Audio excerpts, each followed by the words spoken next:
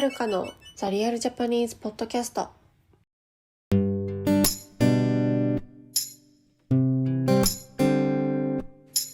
はい、皆さんこんにちは。お元気でしょうか？はーい、2月になりましたね。皆さんお元気でしょうか？はい、最近寒すぎて、しんどいです。はい、ほんと寒いのね。寒いとさ、なんか顔がむくむんだよね。顔がむくむっていうのは、なんか顔がなんかこう、なんていうの風船みたいに顔が大きくなるみたいな感じ。顔がむくんでですね、ちょっとマッサージとかした方がいいんだけどさ。はい、そんな感じでですね、今日はそんな話をしたいんじゃないんですよ。今日もリクエストにお答えしていきたいと思います。はい。で、こちらもね、かなり前にいただいたリクエストなんです。はい。遅くなって大変申し訳ございません。今回も、面白いリクエストありがとうございます。はい。じゃあまず読みますね。はるか先生、こんばんは。こんばんは。いつも面白いエピソードを作ってくれてありがとうございます。日本人の老後生活について話していただけますか？日本人は子供が大人になって自分の家族を作ったら子供と一緒に住みますか？年をとって家事などができなくなる場合はどうしますか？子供に面倒を見てもらえますか？っていうリクエストです。はい、こちらありがとうございます。めっちゃ難しそうなリクエスト。でも、とっても大事なリクエストだなと思いました。今回のトピックは2つですね。結婚して親と住むのかどうかっていう話と、親が年を取った時に誰が面倒を見てるのか。この2つだと思うんですよ。はい。日本人のね、老後生活、どうなるのか。はい。これもね、最近すごくね、変わってきてるとは思うんですけれども、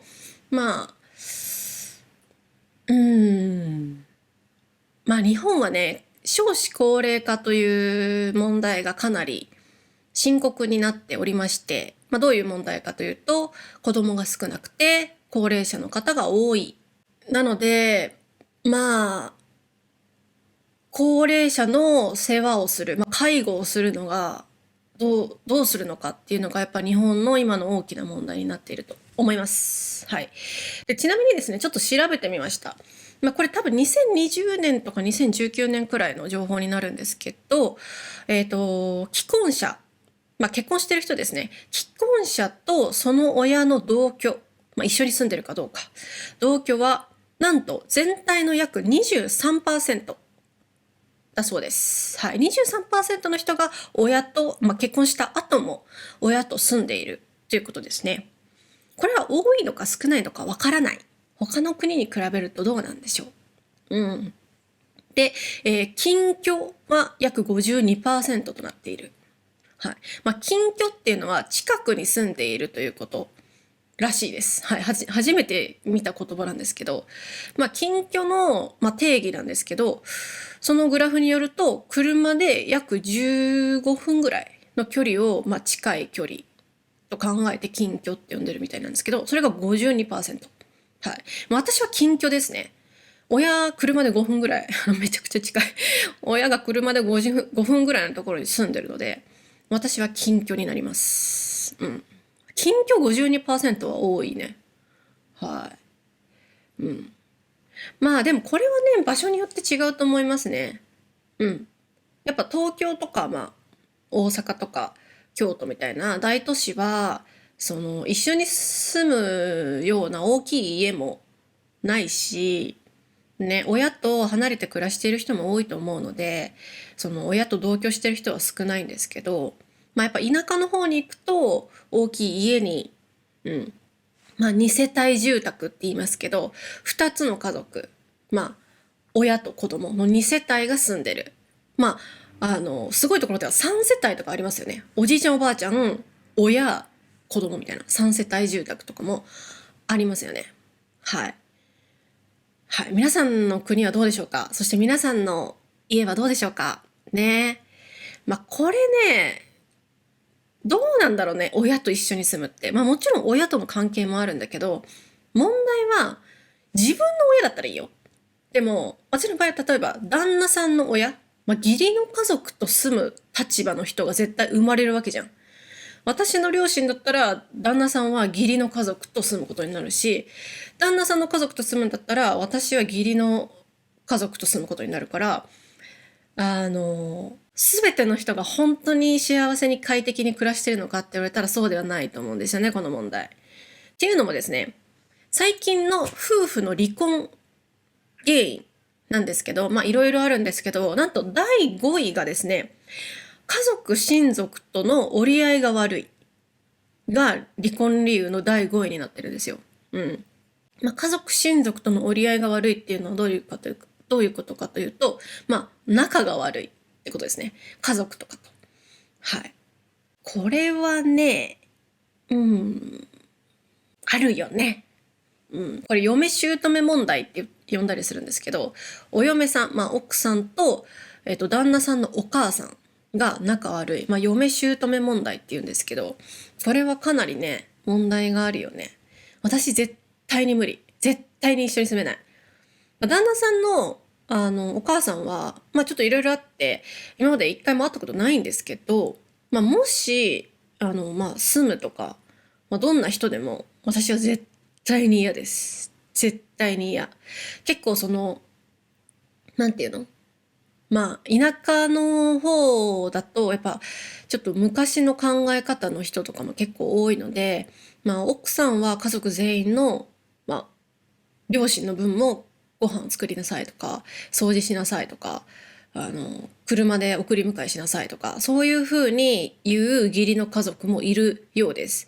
それで、専業主婦の、奥さんが、結構もうパニックになっちゃって、うつ病とか精神的な病気になっちゃったりして、離婚とか、よくある話ですね、これは。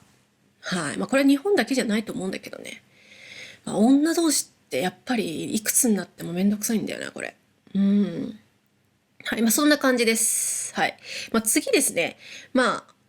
両親が年を取って、両親が家事とかできなくなった時に誰が面倒を見ますか、誰が介護をしますかというお話なんですけど、23.8% の人が、配偶者が世話をするという結果が出ています。配偶者っていうのは結婚してるパートナーですね。はい。なので、子供じゃなくて、私の親だったら、お母さんが、調子悪くなったら、お父さんが面倒を見るみたいな感じ。パートナーが面倒を見るのが 23.8%。で、子供が面倒を見るっていうのが 20%。で、子供の配偶者が、7.5%。子供の配偶者っていうパターンもあるみたいですね。はい。で、事業者に任せる。プロのね、介護士とか、そういう、なんていうの、人たちに任せるのが 12% なんですよ。めっちゃ少なくないって思った。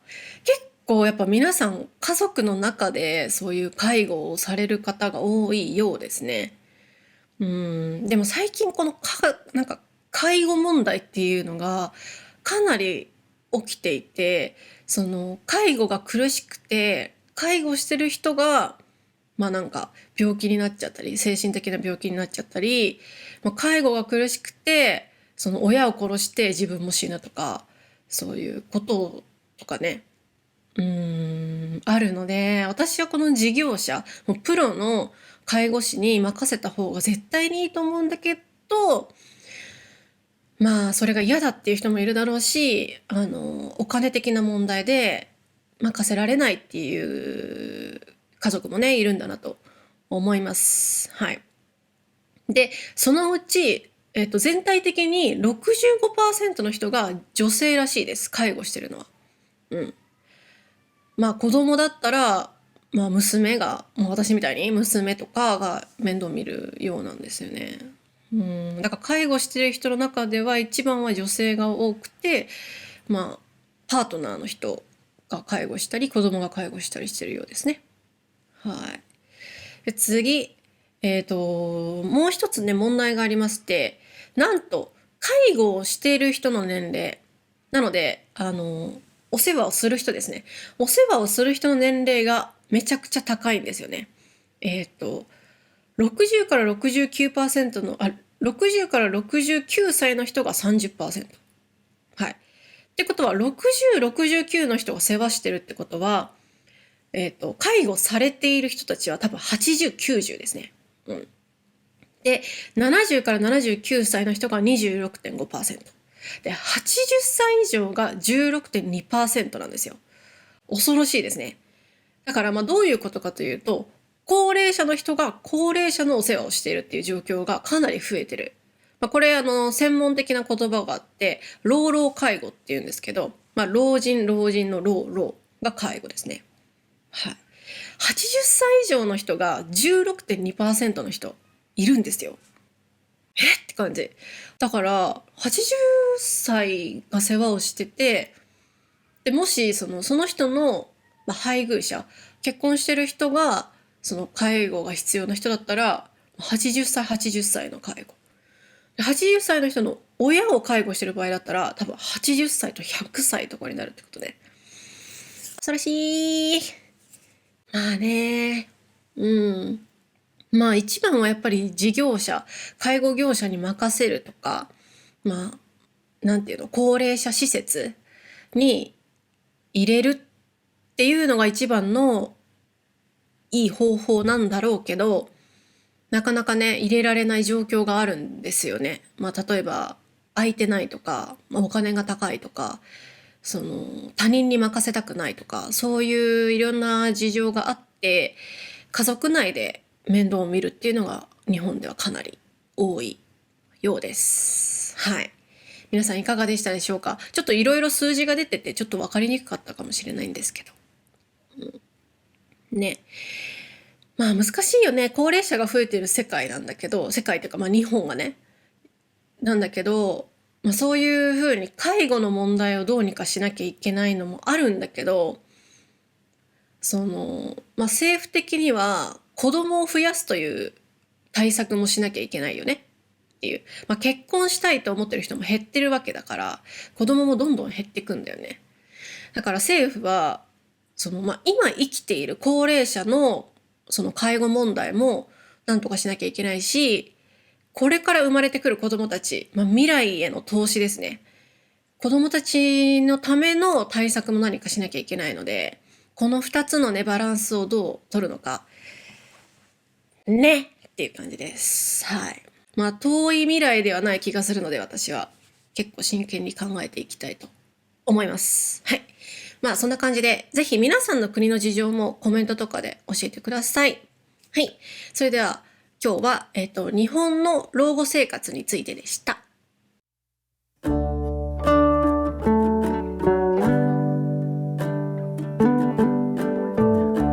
い。今日話した話、またトランスクリプトを作りますので、私のウェブサイトをチェックしてみてください。ちょっと難しかったので、ぜひトランスクリプトを見てくださいね。はい。あと Twitter、Instagram、YouTube こちらのフォローもお願いいたします。YouTube でね、地味にゲームライブやってるのでよかったらアーカイブあるので見てください。はい。ペルソナ5ザロイヤルやってます。はい。次はワンピースオデッセイをやりたいなと思ってます。はい。見てね。はい。あと、ペイトリオンこちらのメンバーも募集しております。ペイトリオンではボーナスコンテンツでお休みポッドキャストが聞けたり、私のブログが読めたり、あと、今日のエピソードで出てきた新しい言葉とかの意味をシェアしてるので、ちょっと言葉難しくて分かんなかったって方、ぜひペイトリオンに参加して言葉チェックしてみてください。はい。あと私のディスコードコミュニティがあるんですけれども、こちらの、メンバーになることもできます。ディスコードコミュニティではですね、すっごいくだらないことをいつも話してますけど、みんなで。いろんな情報をシェアしたりとか、今日あったことをシェアしたりとか、はい。土曜日、日曜日にはボイスチャットでみんなでお話し会をしたりとか、たまにゲーム大会とかしたりとか、いろんな自由に参加できますし、自由に活動してますので、ぜひチェックしてみてください。あとシャドーイングコース、こちらのメンバーも募集しております。発音上手になりたい方とか、はい、話す練習ができない方とかおすすめです。はい、やっぱねシャドーイングはねかなり私はねいい勉強方法だと思っていて、いいと思ってるんですよ。まず話すことに慣れることができますし、耳に入ってくる言葉しか人間って話すことができないんですよ。だから一回聞いた言葉じゃないと人間は話したり使ったりすることができないようなんですね。なのでシャドーイングでしっかりリスニングを鍛えて、そして話すのも同時に鍛えて、日本語力をアップできると思います。はい、ぜひ興味ある方1ヶ月でもいいので参加してみてください。あとオンラインレッスン、会話レッスンも、募集しております。私のウェブサイトから直接予約できますので、ぜひよろしくお願いします。以上、今日は結構長かったね。はい。ってことで皆さんまた次回。